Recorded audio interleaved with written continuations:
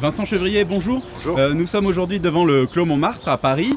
C'est un grand jour parce que c'est un peu l'occasion de lancer officiellement la WineTech. Toute l'équipe était réunie dans les vignes tout à l'heure. Qu'est-ce que la WineTech? Alors la WineTech, c'est le regroupement, le mouvement de toutes les entreprises qui proposent de nouvelles solutions de découverte, d'achat du vin. En fait, le constat, il est le suivant, c'est que le vin est un petit peu progressivement sorti de la vie quotidienne des gens.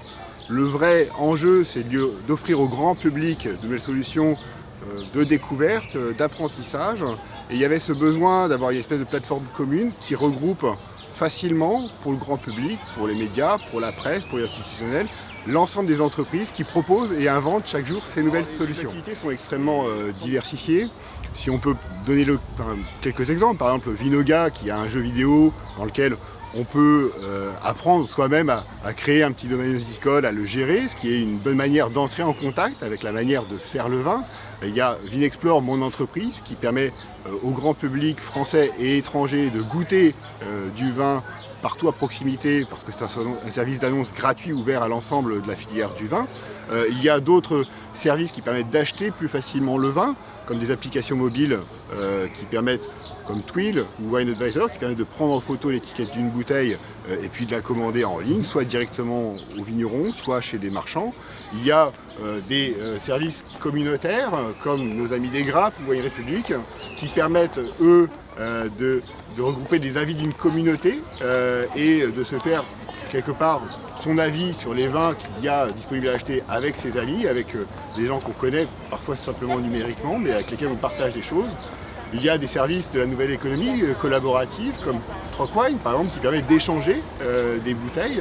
Donc on est dans une approche non marchande, peut-être, du vin, mais qui permet aussi des rencontres, des découvertes et des bouteilles qu'on ne pourrait pas forcément se payer directement. Le parti pris, quand on a lancé la WineTech, c'était vraiment toutes ces entreprises qui permettent au grand public de se rapprocher du vin.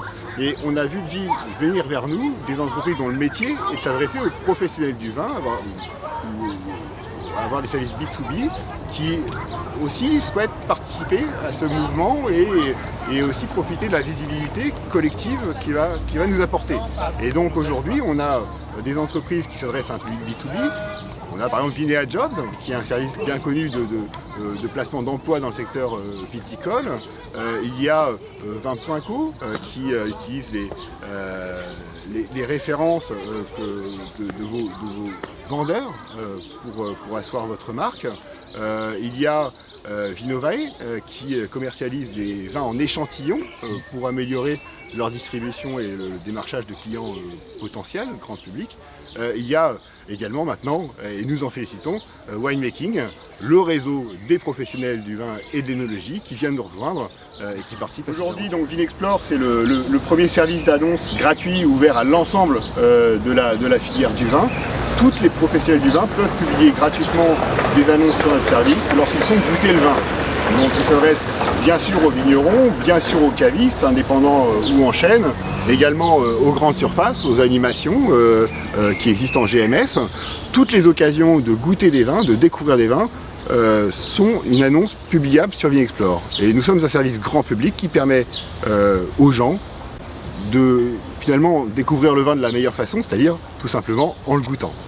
Alors aujourd'hui où nous en sommes, eh bien, nous avons dépassé les 3000 partenaires professionnels en France, ce qui est déjà énorme dans l'ensemble des régions de France.